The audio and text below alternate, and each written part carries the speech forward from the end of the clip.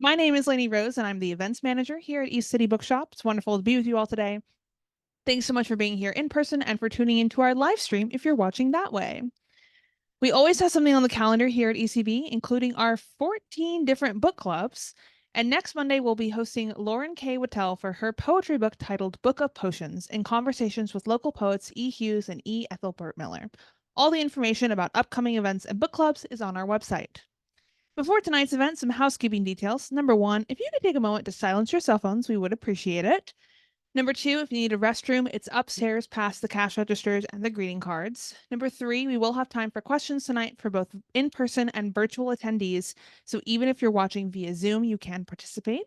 Please put those questions in the Q&A feature so that we can see them and can ask on your behalf. And finally, most importantly, if you need to purchase a copy of tonight's book, we have copies available and we'd be happy to help you out with that. All the copies are upstairs at the register, not on the shelves, and can be purchased prior to the signing line. We are thrilled to be hosting Mary Fissell tonight to discuss her book, Pushback, the 2,500-year fight to thwart women by restricting abortion. In Pushback, Fissell shows that across centuries and continents, abortion has always been commonplace, and persecuting women for ending pregnancies has been about controlling their behavior. This book is essential reading for understanding the complex history of abortion and making sense of recent crackdowns on reproductive rights. Our author of the evening is Mary Fissell, who is the Mario Molina Professor in the Department of History of Medicine at Johns Hopkins University. Fissell has appeared on the BBC and has been cited as an expert in the New York Times, Washington Post, Slate, and Vice. She lives in Baltimore, Maryland. Joining her in conversation is Laura Beers, who is a professor of history at American University and author of Orwell's Ghosts, recently named a finalist for the Los Angeles Times Book Prize. She is also the author of Your Britain and Red Ellen, which received the Stansky Award. Her writing has appeared in the New Republic and Washington Post, among other publications, and on CNN.com. She lives in Washington, D.C. Please join me in welcoming our authors of the evening.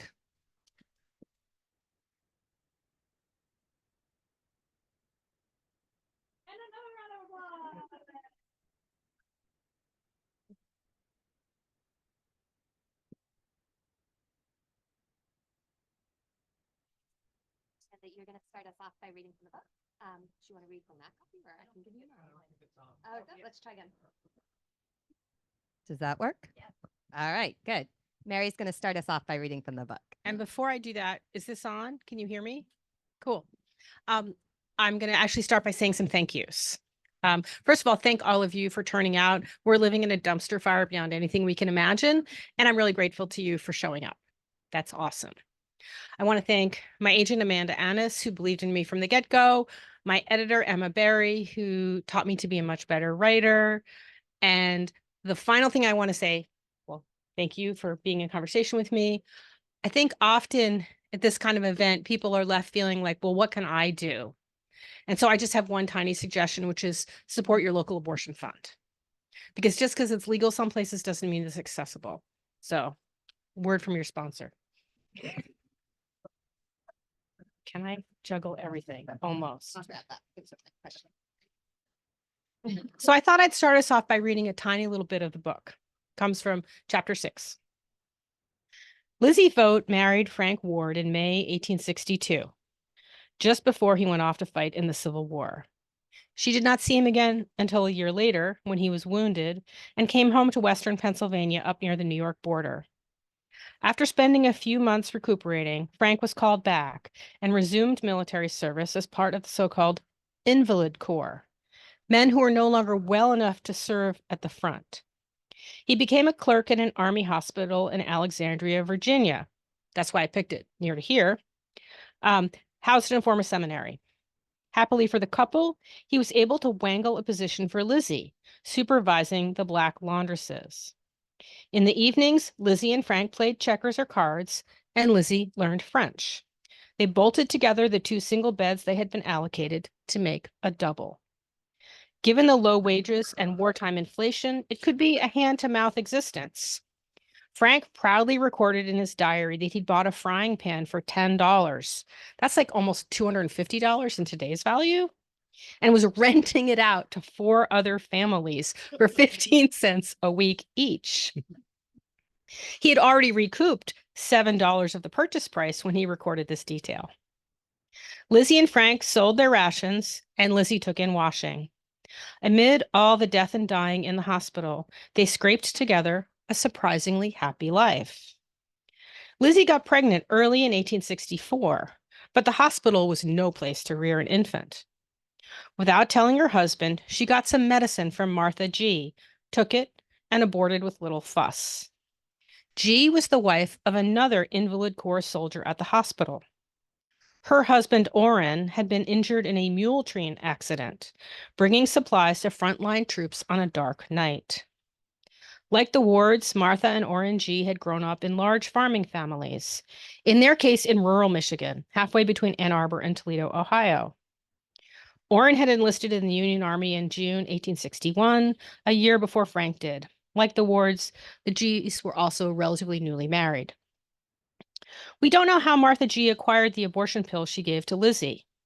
Frank only found out when Lizzie contracted a dangerous sore throat a few days later, and she told the doctor about ending the pregnancy in case it was related to her current ailment. All three were much more concerned about the sore throat than the abortion. The doctor made an incision to release an accumulation of pus in her throat, and Lizzie soon recovered. Frank was untroubled by Lizzie's decision to end the pregnancy and by the fact that he had not been consulted. Nor was the physician bothered. Such a lack of concern reflected the way most Americans thought about abortion at the time. Over the course of Lizzie and Frank's life together, however, the politics of abortion in the United States would change dramatically.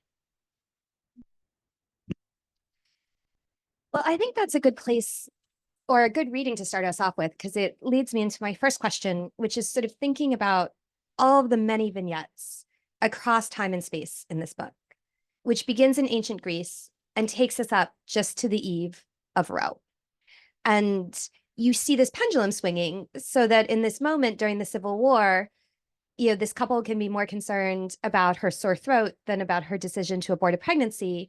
But over the course of the book, we start out in ancient Greece, where women have fairly good control over their own bodies, to the Romans, who are circumscribing women's freedom to control their bodies, and back and forth across the Middle Ages and the early modern period, which is your specialty, and through the Civil War and into the 20th century. And I was wondering if I could just ask you sort of why the long view? Why did you decide to approach it that way, given that you are an early modern historian by background and training? Oh, thanks. That's a great question. Well, in some ways, it's because I teach a history of medicine survey every other fall that goes from antiquity to 1700. I'm a little less scared of the long view, I think, than say, like our colleagues in Britain would be appalled because they teach like little tiny bits. Yes, 20 years is a long view for British historians. And it came out of some teaching that I did at Hopkins in the School of Public Health, where I teach one afternoon on abortion as a public health issue class. And some years ago, I just was like, well, what would it look like if I went way back? I didn't start in 19th century America. And that really tickled my brain. And what I found was that by taking this really long view, patterns emerged that I would not have seen otherwise. And so I'm glad that I took the risk of going for this long view. First of all, I think the most important thing that I cannot say enough in our current times is that women have always ended pregnancies. Always, as far back as we can see. Let me just offer a sidebar here. If I were talking about today, I would say people have always ended pregnancies, because we know that the world doesn't exist in a pink and blue binary. However, in the past that I'm talking about, it matters that it's people identified as women who are seeking to end pregnancies. And I'll explain more about that in a minute. So that's the first thing that buys me. Second, it shows that restriction never works. It never works. It makes abortion more difficult, more dangerous, more hard to access, but it doesn't stop it. It just doesn't. The third thing that surprised me, I had no idea when I started this work, was that even in times when abortion is illegal or restricted in some way, there's very often these quiet periods of toleration. There'll be moments like what we're living in now of intense restriction, intense activity, but they burn out. And then even if the letter of the law says one thing, people look the other way They don't ask those awkward questions. In effect, they prioritize the well-being of an individual woman over the letter of the law. And I just didn't know that quiet toleration was the thing for so long and so frequently. And finally, what I realized was that very often these moments of intense restriction, like we're living in now, are gender backlash. Women have in some ways gained some measure of autonomy, and conservatives try to pull the arc of history back again. And abortion is a symbolic issue that they find appealing to be able to do that. And so I don't think I would have seen those kind of comes and goes arcs over long periods of time if I hadn't taken the big view. Well, that actually segues really nicely into my second question, because so many books about abortion that do sort of focus around the period of Roe and after really focus on the question of abortion as about fetal life. And what I was conscious of reading your book is how absent, even within religious discourses in the Middle Ages and early modern period, debates about fetal life are from this story. And effectively, as it seemed to me as a reader, throughout the book, you present opponents of abortion as principally hostile to women's bodily autonomy, or afraid of the social power that controlling fertility gives to women, rather than genuinely driven by a commitment to the idea of fetal life. And I guess I would ask, would you say that's a fair characterization? And could you speak more about it, both in the context of the period you cover in the book, and perhaps in the context of contemporary debates over abortion, which I appreciate is beyond the remit of the book. But I mean, do you still see debates over abortion principally as about debates over controlling female power? Or do you think that there has been a real sort of sea shift where they are about fetal life now in a way that they haven't historically since ancient Greece really been, at least from the story you tell? Well, I think I'd go with the both and for that answer, but I'll get there. Yes, it shocked me. I didn't know when I began the research that fetal life would be invisible in the historical record for so much of the time that I was looking at.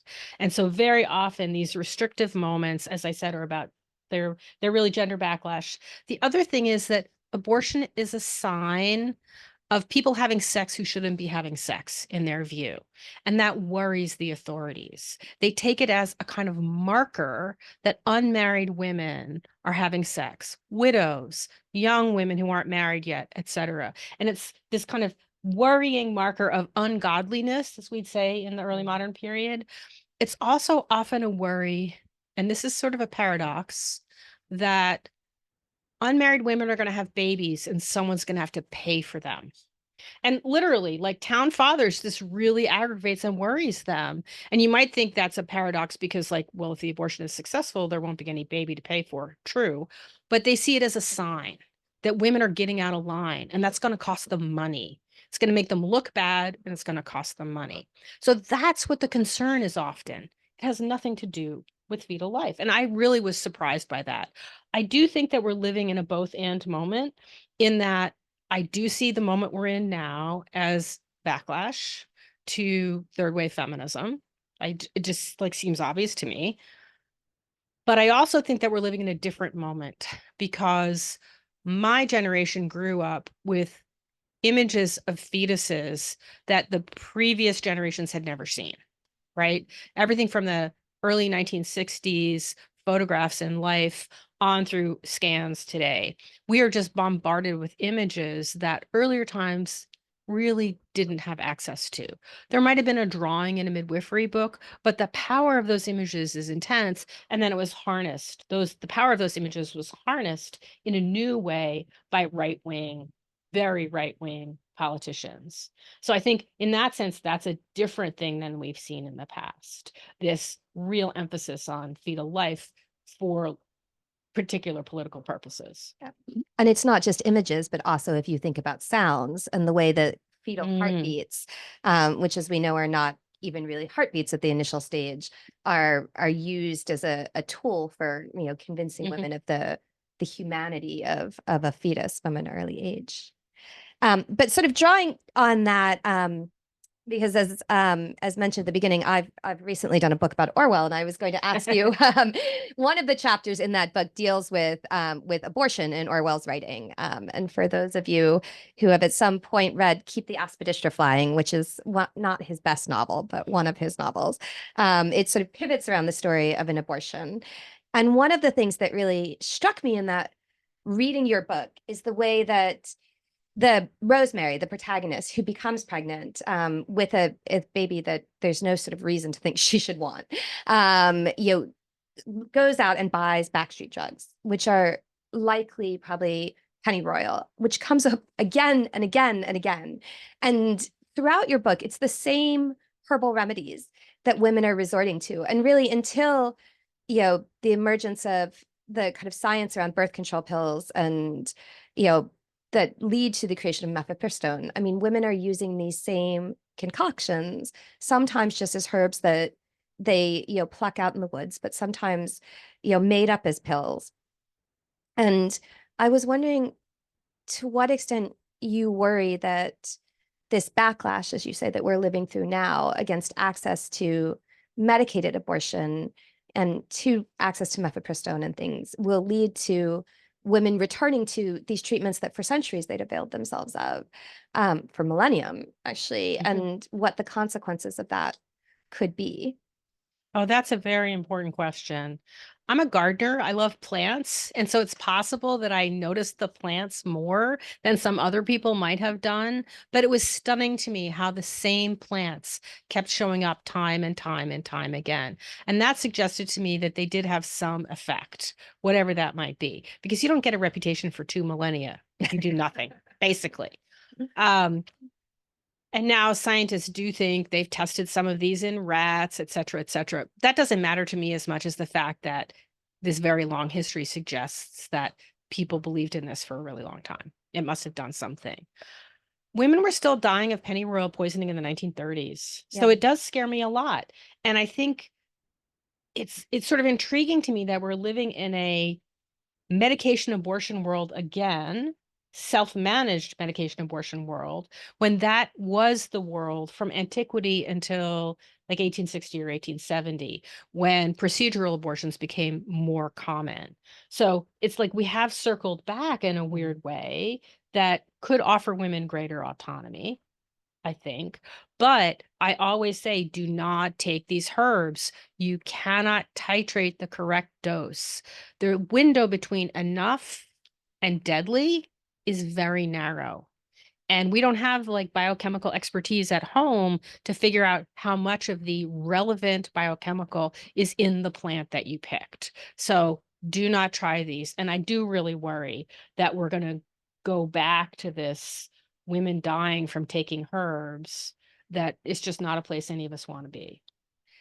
And I mean, even without being in that place, we have this kind of, frightening world in which women who are taking prescription drugs that sometimes you can hemorrhage, and we've seen the consequences of that. And the fear that if women try to seek medical treatment when something goes wrong with a medicated abortion, that's something you see in your story of the Victorian.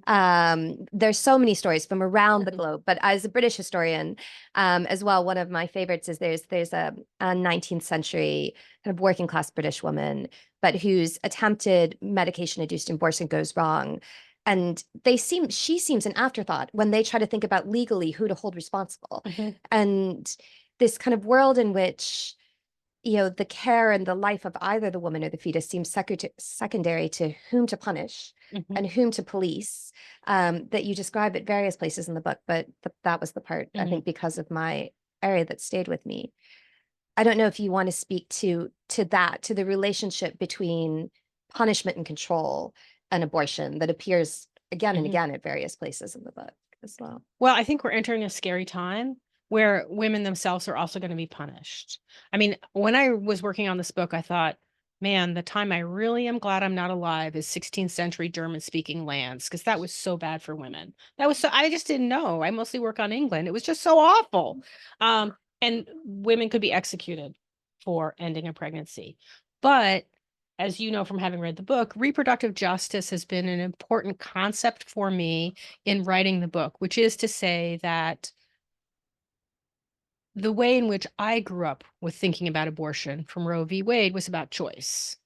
But the reproductive justice movement has shown us that choice is a really inadequate way to think about it, that many women don't really have that kind of choice. And for me, 16th century Germany is perfect. So this woman is living as a domestic servant, say, soldiers are quartered in the house where she's staying, she's raped, she gets pregnant, and if she gives birth, she and her child will be literally run out of town as this terrible bastard and this evil woman. They're going to be left in a field with nothing. And what's to choose between risking an abortion and risking a prosecution that could be a capital crime and being run out of town with nothing? Like, that's not choice. And I think seeing that theme again and again in the past, I think it's really important to understand where we are today. That the world that I grew up with, that model's not adequate. And you see it as well when you talk about enslaved African Americans in the United States and the sort of lack of choice that they have and the ways in which they're resorting to herbal abortive fashions or also just sort of birth control remedies, because their options are not great when they're being sexually assaulted, and their children, if they have them, can be taken from them. But I guess that leads me to my next question, which is about, I mean, as I said, this is such a wide-ranging book, both across time and space. And I was wondering if you could talk a bit more about the source space for the book.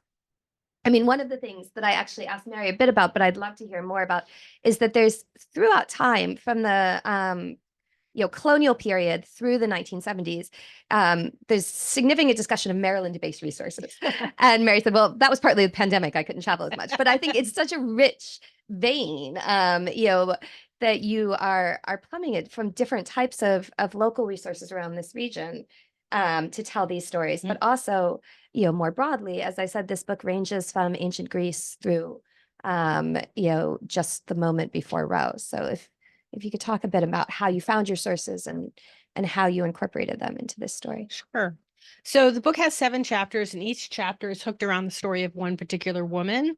And as I was working, I felt like when I found the woman, like I sort of knew what the chapter would be about. And when I found the right woman's story, it's like that moment when you shake out a tablecloth and you kind of shake it hard and all of a sudden all the wrinkles go away. It was exactly like that. Then I knew like the chapter, like I could write the chapter, no problem, once I found the woman. And I was surprised, I have to say, I look back now at the naivete with which I wrote that book proposal, at the richness and depth of stories that were available to me. Like, I just didn't expect that much, that rich. And I chose to write it in this narrative way because I felt that this is an issue where I want to move hearts, because I think it's a hearts, not minds issue. And so I felt very strongly that being able to empathize with a historical character, to understand how they might have seen the world, was the kind of rhetorical tack that I needed to take for this material. And like, I'm not a policy person, et cetera. And so I felt storytelling was like where I was going to come from as the strongest.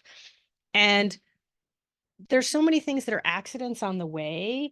The Maryland case, well, Maryland cases in the 1600s, like when Maryland is just starting, they've been beautifully digitized. So that made that really fun. And I had no idea. I was like, wait, what? What? He was accused of what? And then that just like got me going. And the Baltimore chapter, so the last chapter is about abortion in Baltimore in the 1940s and 50s. So I'm way out of my depths. I'm an early modernist. But I turned out to love it. And I got started there because my colleague Graham Mooney kindly gifted me some newspaper clippings like a number of years ago about abortion trials in 1940s and 50s Baltimore. He said, oh, I came across these. I thought you'd find them interesting.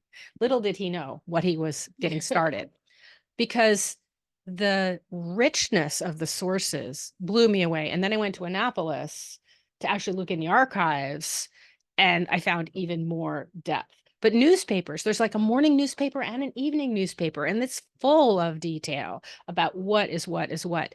And I still want to think more deeply about what it means to me to write about the place I live, because it means something to me that, like, my Baltimore book event was 2 blocks away from where Chapter 7's woman lived. Yeah. And like that has real meaning for me. Or I drove past George Timanis's office every day when I took my son to high school. I just didn't know that. Right. And so the architecture of where I live, the geography has actually changed for me. And sometimes I thought, oh, I want to do like a history of abortion walk. Maybe that's not the best, safest idea I've ever had. But the kind of, I think what I really take away from that is it's everywhere. It's in your families. You don't know those stories maybe because they haven't been told, but it's everywhere. And I just can't stress that enough. So I feel like any surface I scratched, it turned out there would be stories about women ending pregnancies. You just have to look. So I guess I'll ask one more question and then I'm going to open it up to you guys because I want to make sure we have time for audience questions. And that's about the decision to end the book. Because the book does sort of seem, it sort of just stops at the end. And as you said, partially, I think it's, you've gotten yourself all the way to after the Second World War and you're like, oh gosh, how far into the future could I go? But I was wondering whether you think after, in the moment between Roe and Dobbs, that this was a kind of halcyon period of legalized, regulated abortion, or whether the story is actually more complicated than that, because you spoke at the very beginning about questions of access, even where abortion is legal, and about, and maybe it's an overly rosy picture to say, well, at least until Dobbs, Roe kind of just ends this story. And so I wanted to give you a chance to sort of talk a bit about the present, even though the present is not in the book. Well, as you know, because you've read it, I do end up being fairly optimistic, which in our current moment is maybe just daft. But you also have to get out of bed and fight every day, and optimism helps. The reason I'm optimistic is in the last like 15, 20 years, 60 countries worldwide have liberalized abortion laws. 4 have rolled them back. I think history's on the side of liberalizing. And I do see that these moments of intense restriction, like we're living in right now, right here, they burn out. They don't last. They don't endure. They create untold miseries while they last. I do not want to minimize them, but they don't last. And when you look at the percentages of Americans who think that ending a pregnancy is a decision that should be made by a person in consultation with a healthcare provider, like those numbers suggest, again, that this will not last. This is not what most people want. But I don't want to portray 1973, that 50-year period. You're right, it's not halcyon. The access is complicated, et cetera. But compared to where we are now, it looks pretty much better. And I think where I ended up was what we need is like legislation that's not going to be changeable, that's a solider rock to build the future on than Supreme Court decisions, for what it's worth. Now, how we get there, we have to get in the streets. We have to pressure our senators and our representatives. I mean, we know how to do this work. And I think we just have to do this work. That would be my rather simplistic take on that. Well, on that note, does anyone in the audience have questions for Mary?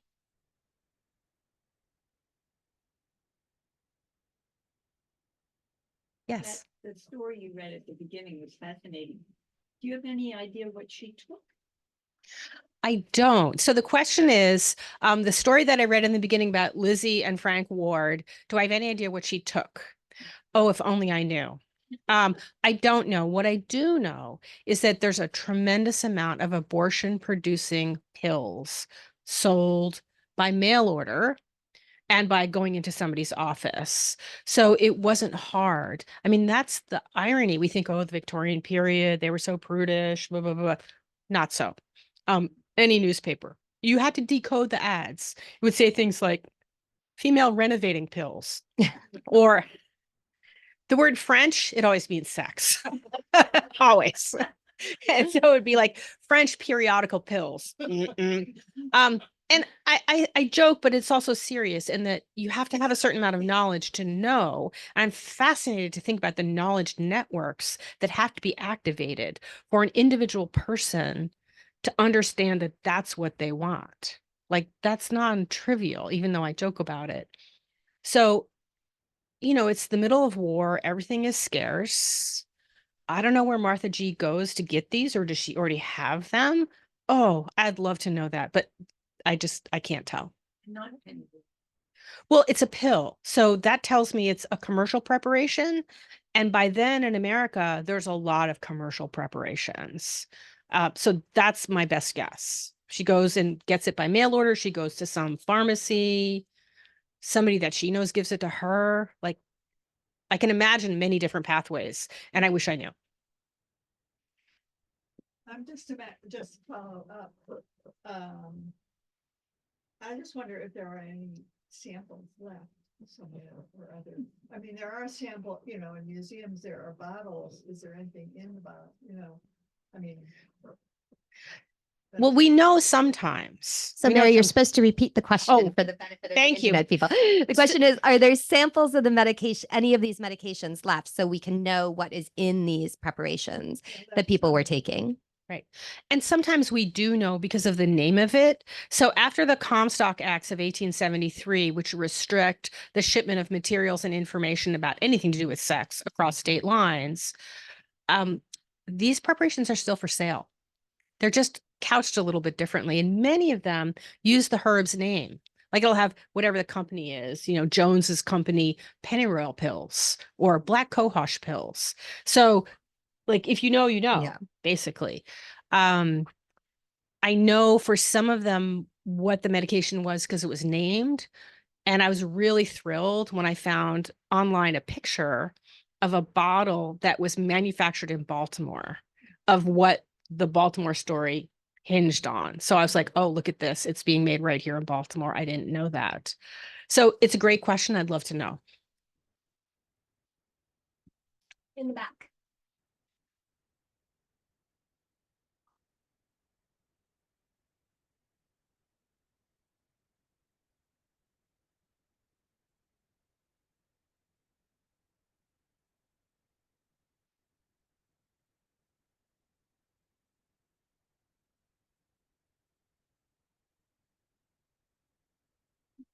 Oh, Okay, thank so here, I'm going to repeat this. Yes. And then you can answer them. So the first one is talking about legal sources and both the advantages and also the challenges of using legal sources. And the second one is whether there was a story that you just really loved but didn't make it into the book. And if you could talk a bit about that. Thank you for those great questions. I have never used legal sources before in my work, and I have to say they're fascinating because first of all, they are like soap operas, like for better and worse. You have access to something like what some woman said. And I phrase that very carefully because anything that is recorded in a court of law or in a newspaper that's claiming to report what happened in the court of law, that's at one remove or possibly two or three removes. We don't know how a scribe recorded what a woman said, whether he took what she said and cleaned it up a little bit, or we just don't know. But it's the closest we get to people who may not have been literate and who didn't get a chance to tell their own stories any other way. And for me, who's always been interested in getting those stories, it's just been intoxicating to use these sources because they're so rich and so detailed. And what I found was you have to read the case like 50 times before you understand it. That sounds like either I'm really dumb or whatever, but the way they're recorded often is very elliptical. And I find myself having to go through and make timelines of like what happened when, and then like, oh, but they testified about it in this order, but it actually happened in that order. So they're not simple to use, but they're a puzzle. And every now and again, you get this wonderful insight. There's a story that I'm working on now that's not in the book about it happens on the Welsh border in 1667. And this young woman is pregnant. And from all appearances in the church court records, it looks like the local vicar done it. And he shows up one night at her house with savin, a well-known abortifacient herb, tucked up in the knees of his breeches. I'm like, did you not have pockets? But what I really loved about this story is that a number of women in the village tell her how to find something called lurky dish. I'm like, lurky dish? I really thought I kind of knew my abortion producing plants by now. I dig and dig and dig. It turns out it's a dialect word that's only used there for pennyroyal. And I'm like, you don't get a dialect name unless you're using it. And the sort of sense of that I had of women telling other women. And one, she's like, oh, there's not in the garden now, but if you go to the commons, past the woods, you might find some there. The kind of information networks that were generated through these series of depositions in a court case, to me, speaks to the power of how we can use these sources to access the past. And then I started thinking about like the men's networks, because like, how does Mr. Savin and his breeches know about that? And I'm really intrigued. Like I haven't been able to map that yet, but there's such rich sources and I just loved using them. So sorry, that was legal and I kind of went crazy on that. Oh, can I Another ask a question? follow-up question though about the men's sources before you give your others, whether there's a story in your pocket that Mhm. you wish that made Oh, into that's the book. lurky dish. That's the story in my pocket. But there are so many men who are sort of creepers, right? Like they like are like, oh, here, just take this woman, and then our problems that are really my fault will go away over the course of this book. But I wonder, I mean, you don't get as clear a sense of how the men have this knowledge because there are these moments, like there's one moment where there's like a maid and her employer who are like walking through the field, and her employer, who knows that maybe some sketchy things are happening in the house, is like, maybe you should take note of this, Herb. But how do you see men as included and excluded from these communities of knowledge, these women's communities of knowledge in the book? Well, that is something I haven't fully worked out, and it's a great question. So it's clear men do have knowledge, right? And there's plenty of it. But how they know that knowledge is much harder for me to discern because I don't have the kind of testimonies in court of men talking to men in the same way. So I'm kind of, that's a head scratcher for me, and I'm still trying to figure that out. So there's clearly a lot of overlap between male and female knowledge. And here I'm really speaking to an older historiography that imagined that abortion knowledge was like so dangerous and secret that literally women whispered over the back fence. I'm like, it's not whispered, it's everywhere. Like, this is not whispering. This is really widely known. And it's widely known by both sexes. But I still am thinking through how to imagine the kind of who knows what and who talks to whom. But the other part that I think you're highlighting is that very often ending a pregnancy is decided in a way that's really quite abusive to the woman involved. That there is gender dynamics of power in these stories that are often pretty horrible. Like, it's not all a rosy picture by any means. And I think we need to understand that too. Yeah. And it's not always a picture of female empowerment, even though, No. as you say, controlling reproduction is Can partially be, about- but yeah. yes. Question about kind of the limitations of the sources that you use and who you think is missing from the available evidence you're able to identify, and kind of related to that, how reproductive justice, you see evidence of that being more or less prominent in historical accounts, like when abortion is broadly unsafe and inaccessible, do we have less evidence of inequity than injustices? Is everyone kind of at risk of dying of an unsafe abortion? In the way that in modern times, when you do have safe providers, procedural or medication abortion, it is kind of, you have those inequities that are more prominent, more obvious in ways that I'm curious if that is present in like antiquities and other historical time periods. She was close enough to the microphone about, because that's a long question to recap. In short, it was a question about reproductive justice and inequities in access and how those change in different political circumstances. And the first one was like the who I don't get to hear in the story. I was actually surprised by the amount of people I could hear, to tell you the truth. I used for the first time the WPA collections of oral histories with formerly enslaved people, and they're very rich on this topic. And so I never thought before I found those or thought about those, I mean, they're a well-known source, that I would have enslaved women's own words about their thinking and practices about abortion in the 1860s or 1850s. Like, I was stunned. I just never thought I would have that. So there's more there than you think, but you're absolutely right. There's so many people who are missing from this story. Like, we know in early medieval law that what they call abortion that we would not call abortion is the laws about this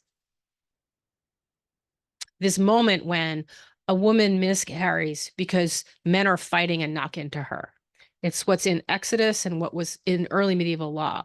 And they have a price gradient for the fine. And if she's enslaved, it's like a very small amount of money that is paid. And if she's not enslaved, it's a lot more.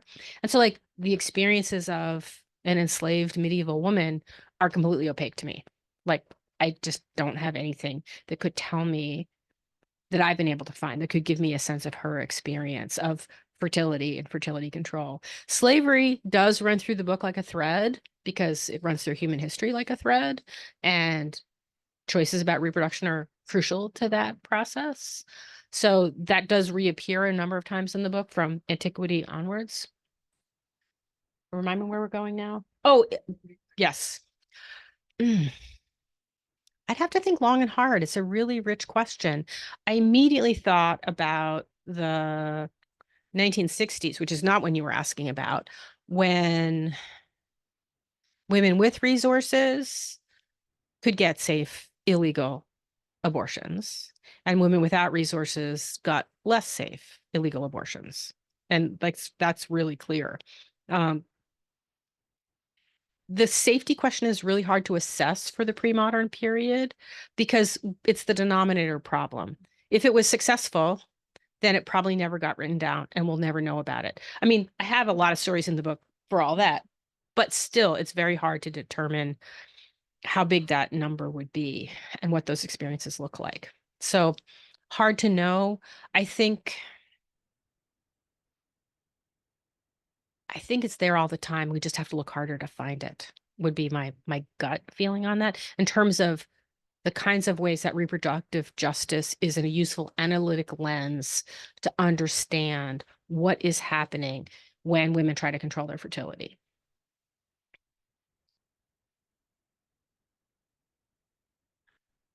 Can I ask a question following up about your point about the fines and how the fine for inducing a miscarriage for an enslaved woman is lower.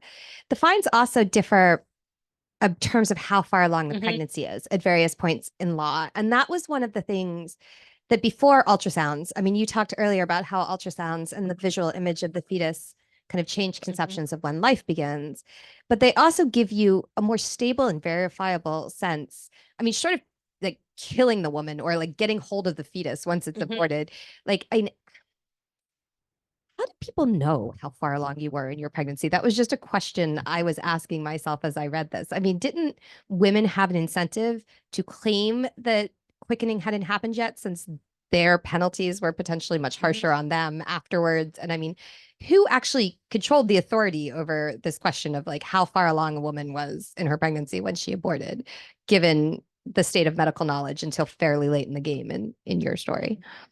Well, let me explain quickening first of all, because it does fascinate me. So quickening is the word they used for a moment when a woman first felt a fetus move within her body.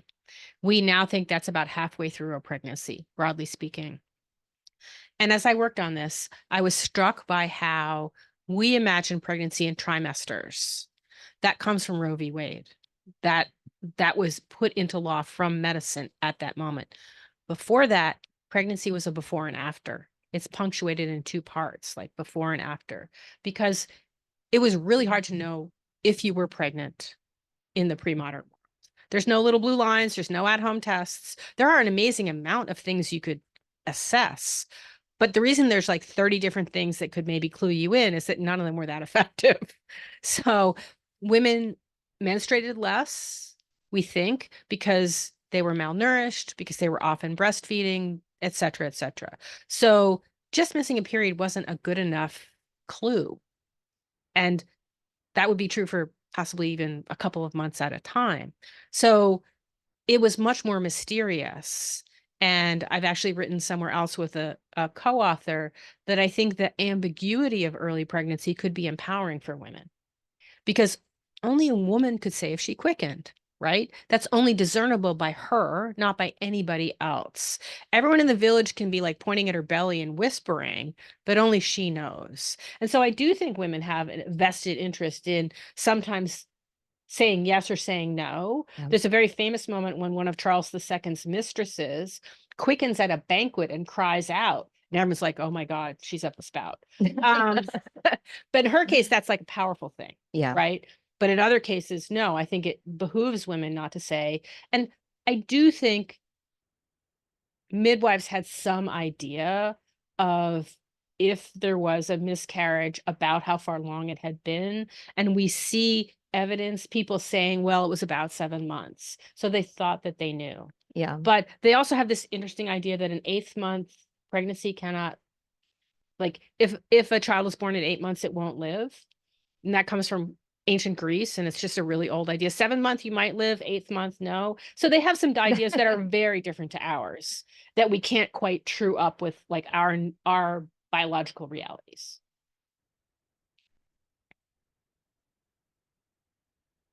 Any other questions? Comstock law. Were you that we're now hearing about it? And I only knew it from history classes, and I comment on it. And then we have a question right behind you. So the question was about the Comstock law, and could I comment on it? Comstock, like the prude's prude, right? And I will say this about Comstock. So he basically is spending his recreational time in New York City. He's a clerk in a dry goods company. He's spending his time looking for dirty books so that he can turn the people in. And I'm like, So basically he invented a career for himself where he got paid to do what he really liked, which was looking for dirty books. And I'm like, okay, nice work. You did create the job for yourself. Most of us don't get to create our dream job, and you did. But like that kind of, we see so often in the social purity campaigners of the 19th century and earlier, I'd say 17th century also, that kind of perverse fascination with the erotic that they channel into this repressive kinds of behavior. And it's really familiar to us. So I'm like, wait, we want to have that reinstantiated by going back to the Comstock laws? I don't think so. Like, I really don't think that's where we live anymore. But they're still in the books some places because many individual states then pass their own little Comstock laws. So there's like a whole sprinkling of them, unfortunately. You had a question. Yeah, just sort of going back to this idea of source material and who might not be represented in the book. I'm just curious, we've been talking a lot about sort of European antiquity to today and the American colonialism. I'm just curious in your research how much you were able to find about sort of other continents, other civilizations, whether those written histories exist in the same way, and then if they sort of trace the same pattern of bouncing back between women's repression and reproductive oppression, or if that's sort of more something that we see in the sort of Western. So the questions about the scope of the source base for the book outside of the Western canon and to what extent it's engaging with sources in Asia, African continent, I assume. Yep. I don't have the language skills, I'll be frank. I don't read Asian languages, and so I can't do justice to those sources. I don't know if they have the same pattern of restriction and relaxation, restriction, relaxation. I'd actually be really interested to know. I do have some materials about how knowledge circulated, say, through the Islamic world and then back to Europe, but it is a Europe and America focused book. And then I have some on knowledge that's brought from Africa with enslaved people to the Caribbean and then to the American South. And that, I mean, I didn't know, right? That like literally plants. Can I tell the cotton root story? Yeah, Do we have time? that's a good story. So I was amazed to discover that the root of the cotton plant was understood to have contraceptive and abortifacient properties. That knowledge came from Africa, was brought to the Caribbean and then to the American South. And enslaved women knew this. And the irony is so rich. The same plant that they are out in the hot sun hoeing and planting and harvesting to enrich their enslaver, the root of that plant, they are taking and chewing at night in order not to have the enslaver's credit column have any more children in it. And like that's just like, you couldn't make that up. It's so rich. And I was very intrigued that it seems to me that enslaved women have very finely tuned botanical knowledge about how this works, more finely tuned than when the white physicians finally discover it. Like they know details of exactly what you need to do that I don't think that the white physicians who wrote about it starting in the 1860s actually understood. But by the 1870s, late 60s, you could buy like tincture of cotton root in Boston in order to end a pregnancy. So knowledge that started in Africa has moved across the ocean, been transformed, moved from black to white, and been transformed to this commercial product. That's an amazing story to me. Amazing. But I wish I knew more about the rest of the world, but 2,500 years, I could only do the languages that I already had. And the other thing that's interesting about that story is that the white overseers and slave owners also somehow have cottoned on, to be terribly funny, to the fact that cotton root is being used to control fertility and are policing whether or not enslaved women are chewing cotton root. So they have to do it. So that again speaks to how these white men are gaining access to this knowledge and how that's being spread, which is just a sort of one of the questions I had coming out of this book that fascinated me. But, anyone else? We probably have time for another question or two. Anyone wants to lay one on Mary? I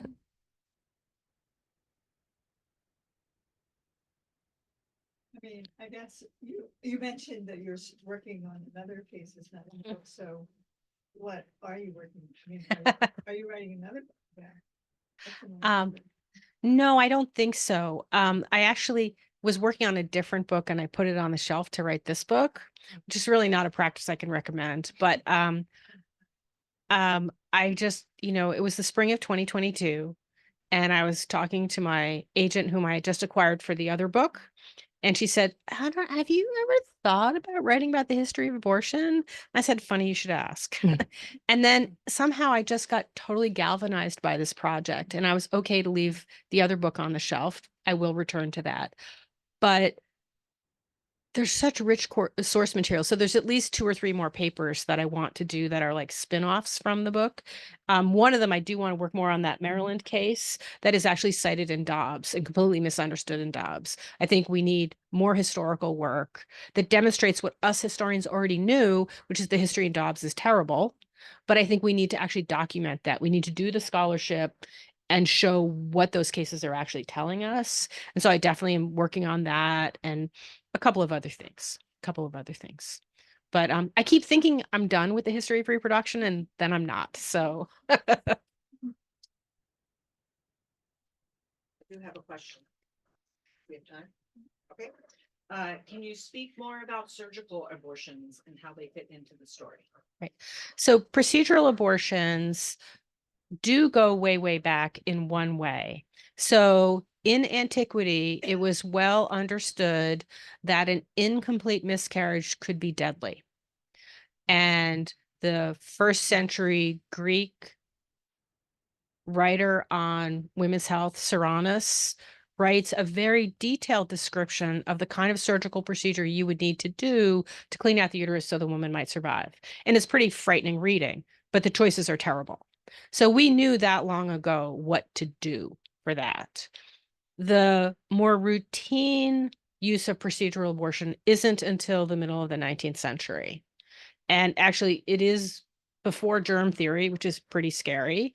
And there's a range of different kinds of procedures that are done. It's not really until the middle of the 20th century or maybe the 1930s that like abortion as we understand it, a D&C, for example, a procedural abortion becomes kind of the norm. And that's important because in the 1930s, the advent of sulfa drugs, the first antibiotic in the late 30s, and the availability of blood transfusions make abortion even more safe than it was before. Careful procedure before that made it pretty safe, but it became even more safe. I would say that 19th and 20th century abortion is often safer than childbirth, just statistically speaking, for a variety of reasons. But I think it comes as a surprise to people to realize that procedural abortion was imagined and done in ancient Greece. I don't see any medieval evidence for it. That doesn't mean it didn't happen because they were reading those Greek texts. I just have never seen that as something that was described.